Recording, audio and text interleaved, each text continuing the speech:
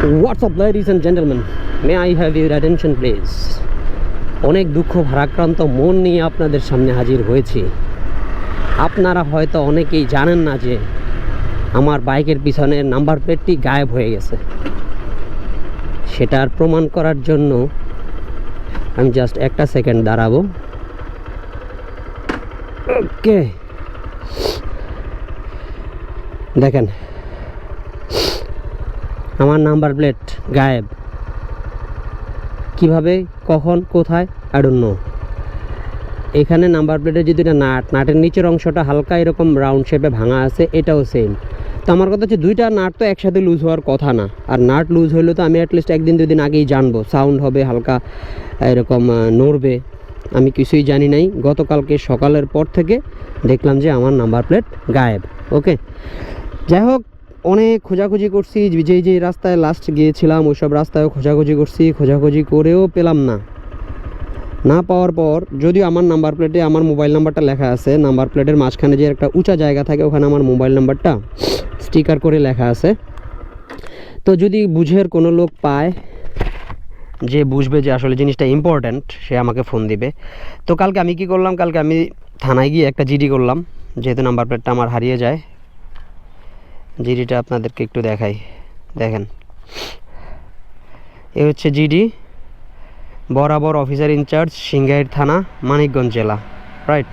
সাধারণ ডায়েরি করার আবেদন প্রসঙ্গে আমি নিম্ন স্বাক্ষরকারী অমুক অমুক অমুক অমুক অমুক এই মর্মে জানাইতেছি যে এত ঘটিকার সময় এত এলাকায় আমার ডকুমেন্ট হারিয়ে গেছে। এর নিচে হচ্ছে ডকুমেন্টের বিস্তারিত বিবরণ। ডকুমেন্টের ধরন হচ্ছে নাম্বার প্লেট, যানবাহন নাম্বার প্লেট, যানবাহনের ধরন motorcycle, model Lifan KPR, engine number, registration number, Dhaka metro ল, এত এত এত।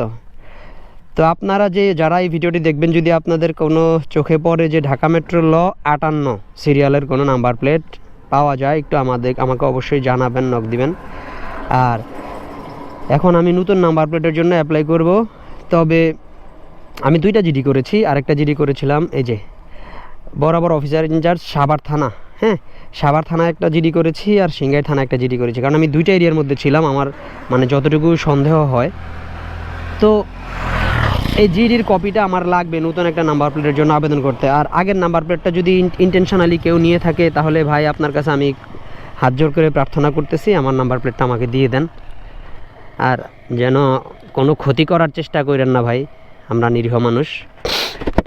ওকে, আর এই নাম্বার প্লেট নতুনের জন্য অ্যাপ্লাই করতে হলে এই জিডির কপি লাগবে, NID লাগবে, অন্যান্য ডকুমেন্টস, বাইকের ট্যাক্স টোকেন, স্মার্ট কার্ড বা রেজিস্ট্রেশন। ওকে, এছাড়াও একটা জিনিস লাগবে, সেটা আপনারা হয়তো অনেকেই জানেন না, যারা আগে কখনো এটা ফেস করেন নাই।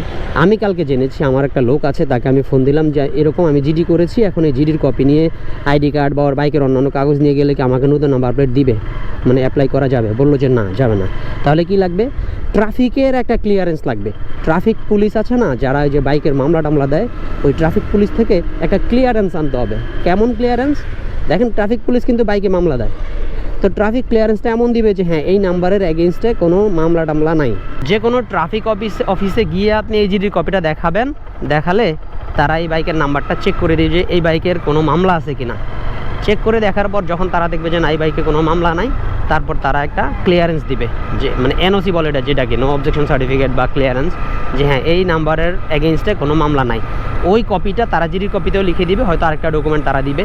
এই দুইটা কপি, জিডির কপি এবং ওই ক্লিয়ারেন্সের কপিটা নিয়ে BRT-তে গিয়ে 1800 বা 2000 প্লাস মাইনাস এরকম একটা চার্জ দিতে হবে নাম্বার প্লেটের জন্য। ওই চার্জটা দিয়ে নতুন নাম্বার প্লেট আমি আবার আমার নামে ইস্যু করা হবে। আগের নাম্বার প্লেটটা ডিস্ট্রয় করে দেওয়া হবে, বা তাদের ওয়েবসাইট থেকে বা সার্ভার থেকে হয়তো যে কোনোভাবে রিমুভ করে দিবে। এ হচ্ছে অবস্থা। তো I think that's all for this video. পরবর্তী ভিডিওতে আবার দেখা হচ্ছে। ততদিন পর্যন্ত সুস্থ থাকবেন, চিল করবেন, আর অবশ্যই নিজের নাম্বার প্লেট সযত্নে রাখবেন। ডেইলি প্রত্যেক দিন একবার করে চেক করবেন যে নাম্বার প্লেটটা লুজ আছে কিনা বা নড়তেছে কিনা। রাইট। Thanks for watching. আল্লাহ হাফেজ, আসসালামু আলাইকুম।